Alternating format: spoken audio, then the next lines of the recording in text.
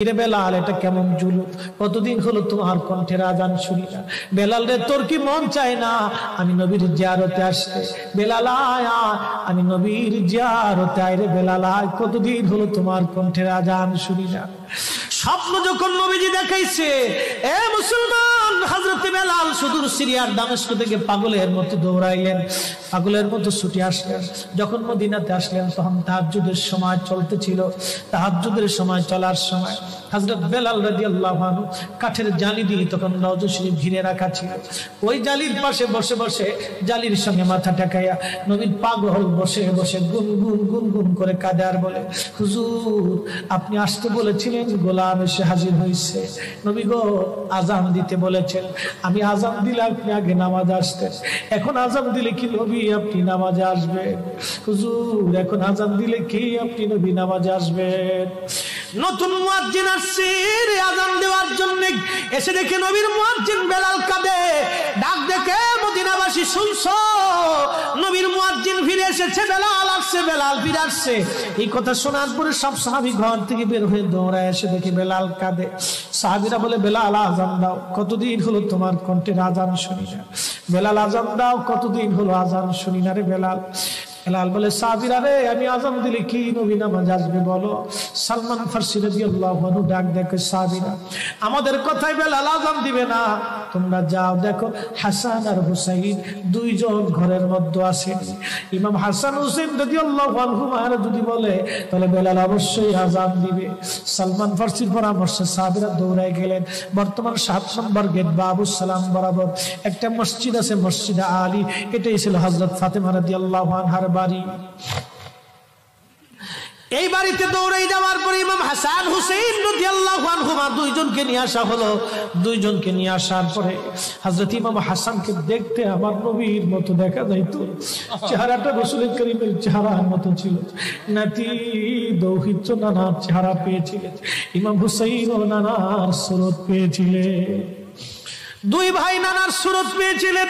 হযরত বেলাল রওজা শরীফ থেকে উঠে হযরতে হাসানের বুকের মধ্যে মাথা ঠেকায় কাঁদতেছে, ইমাম হুসাইনের বুকের মধ্যে মাথা ঠেকায় কাঁদে। হযরত ইমাম হাসান ডাক দেখে, নানার মুয়াজ্জিন, কতদিন হলো তোমার কণ্ঠে আজান শুনি না। যে কণ্ঠ দিয়ে নানার আজান শুনাইতা, যাও গো ওই কণ্ঠ দিয়ে আমাদেরকে আজান শোনাইয়া যাও। যখন হযরতে বেলাল ইমাম হাসান এই কথা বললেন, হযরত বেলাল দৌড়াই গেলেন। যেই বনু নাজ্জার গোত্রের মহিলা সাহাবীর ছাদের উপরে দাঁড়ায় বেলাল আজান দিত। আবু দাউদের 519 নম্বর হাদিসের মধ্যে আসছে, প্রত্যেক ফজরের নামাজের শুভেচ্ছা আদিকের আগে বেলাল দাঁড়াইতেন। দাঁড়ায় আজানের আগে বলতেন, আল্লাহুম্মা ইন্নী আহমাদুকা ওয়া নাস্তাঈনুকা আলা কুরাইশিন ইউকিমুদ্দীনাক। প্রত্যেক ফজরের আজানের আগে এই দোয়াটা পড়ে বেলাল আজান শুরু করতেন। হযরত বেলাল রাদিয়াল্লাহু আনহু আজকে তাহাজ্জুদের আজান দিতে গেছে। আজান দিতে যাওয়ার পরে হযরত বেলাল যখন আজান দিলেন, আল্লাহু আকবার, আল্লাহু আকবার, আজানের মধুর ধ্বনি সারা মদিনার রন্দে রন্দে ছড়িয়ে গেল। মদিনার ঘর থেকে সব সাহাবী বের হয়ে দৌড় মারছে। আবার যখন বলেন আল্লাহু আকবার, আল্লাহু আকবার, সব সাহাবী, মহিলা, বৃদ্ধ, বনিতা ঘর থেকে বের হয়ে দৌড় মারছে। যখন বলল আশহাদু আল্লা ইলাহা ইল্লাল্লাহ, মদিনার ঘর থেকে সব মহিলারা ঘর থেকে বের হয়ে দৌড় মারছে রে, আর কান্না করে, নবী বুঝি ফিরে আসছে রে। আবার যখন বলেন আশহাদু আল্লা ইলাহা ইল্লাল্লাহ, তখন মদিনার মানুষ কান্না করতেছিল, গুন গুন গুন গুন করে কান্না করে। মদিনার ভিতরে আওয়াজ বের হয়ে গেল, নবী বুঝি আসছে রে, নবী বুঝি ফিরে আসছে রে, নবী বুঝি ফিরে আসছে রে, নবী বুঝি আসছে। হযরত বেলাল যখন বলেন আশহাদু আন্না মুহাম্মাদুর রাসূলুল্লাহ, মদিনার মাটিগুলি থরথর থরথর করে কেঁপে উঠছে রে। মদিনার মানুষের কান্না বেড়ে গেল। হযরত বেলাল অজ্ঞান হয়ে জমিনের মধ্যে পড়ে গেলেন, তিনি বেহুশ। নবীর আশিক বেহুশ হয়ে গেলেন। বেলালের মতো আশিক যদি আমরা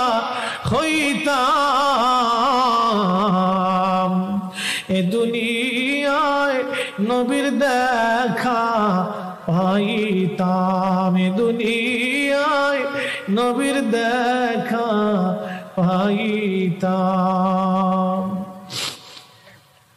যখন হুশ ফিরে আসছে, রওজা শরীফের পাশে বসে বসে বেলাল কাদের বলে, হুজুর